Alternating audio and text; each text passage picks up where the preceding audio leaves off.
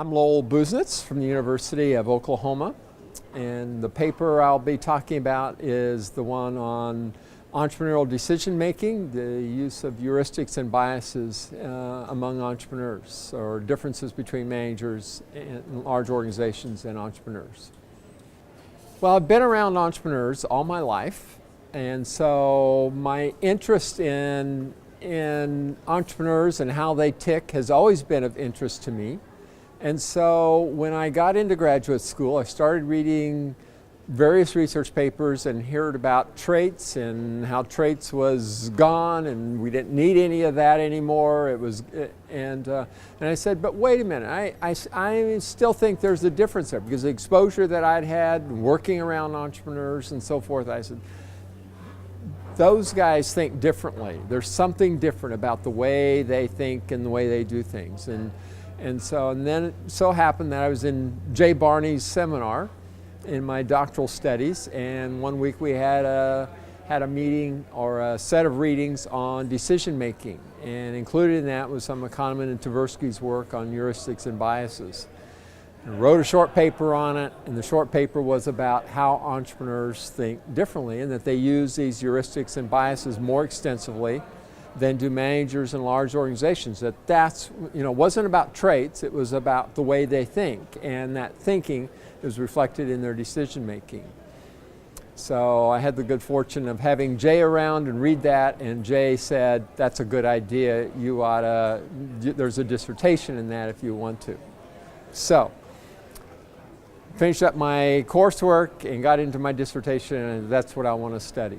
And so I got together a sample of about 100 plus entrepreneurs, and as well as then managers in large organizations. So I had the split sample of two populations and tested them based on through scenarios and various instruments on the overconfidence bias as well as the representative heuristic. And so then the results came in. And sure enough, we found that entrepreneurs use biases and heuristics more extensively than do managers in large organizations. Managers in large organizations are more concerned about being, on average, more analytical, let's do this right, kind of a consumer report sort of decision making. What does the data say? Let's do that. Entrepreneurs don't have access to data. Oftentimes, or incomplete data, insufficient data to really to make the decisions that need to be made, I guess you would say. But or to say it another way, if they wait on full information before they make their decisions, the window of opportunity is long closed before enough data is there to substantiate. Yeah, you ought to go do this business. So if entrepreneurs don't use decision-making shortcuts, i.e. heuristics, to make decisions, then they'll never get around to starting a venture. If somebody is too much of a consumer report sort of decision maker, they're always looking for the next piece of information. It's always like, well, I need this information yet, and I need that information yet.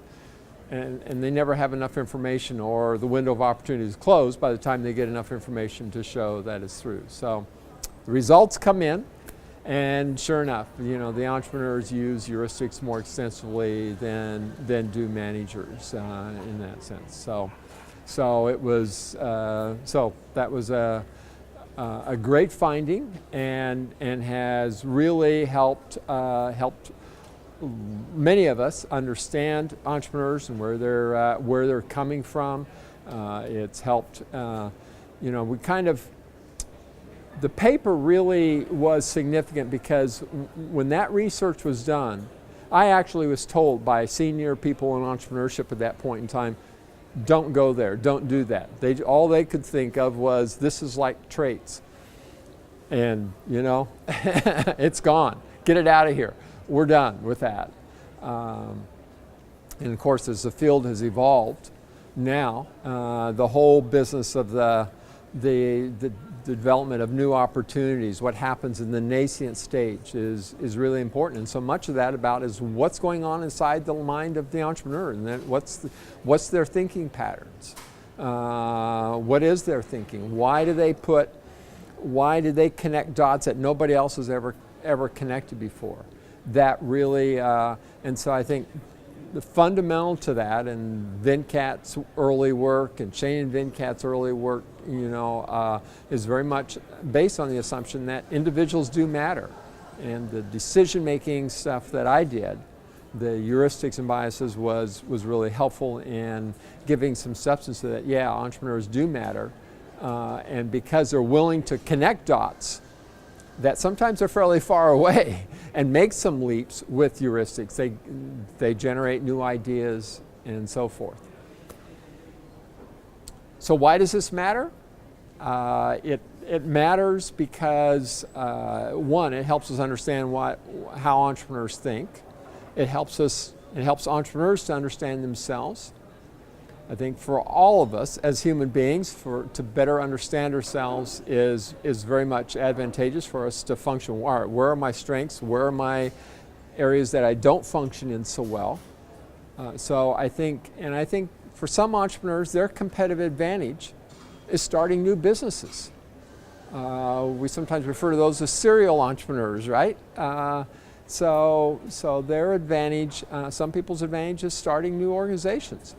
If you continue the heuristic mindset and making decisions, when a startup company gets more advanced, you need systems in place, and that really pains a lot of entrepreneurs to go there.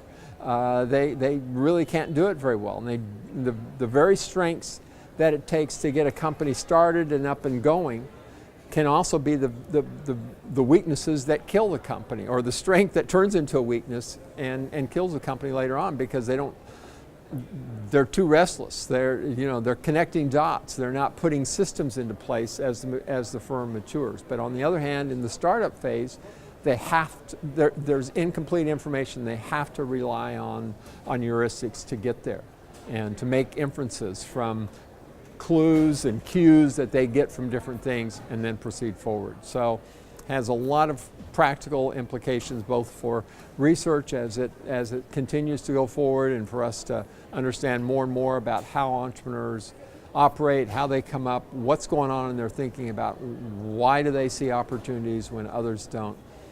The cognitive side of that in their thinking and their decision making, I think, is a critical window into that. So another area that I think research has been influenced by this is some insights into understanding, like, risk.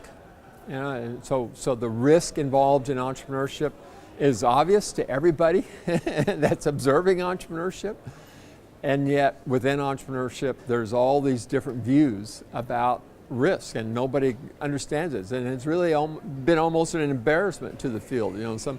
Entrepreneurs aren't risk bearers; they're just managers of risk, and some, in the risk propensity test, typically have been shown no results to maybe a little bit of results and so forth. So what's going on there? And I think so I think the use of heuristics in decision making, I think that sheds some light on the risk issue. I think it really helped to give some substance to the fact that the individual entrepreneur matters. When I did this research, it was like throwing the baby out with the bathwater. We don't want anything to do with individual differences. That was traits. Traits and individual differences were virtually synonymous. Looking at the cognitive aspect of it, there's a whole stream of literature now that's emerged in entrepreneurship with cognition, and it really has helped give a new foundation to looking at the individual entrepreneur. That has been really significant. We get away from the trait thing, and I think give some substance to the fact that individual differences in traits are not synonymous with one another. So traits are a special case of individual differences.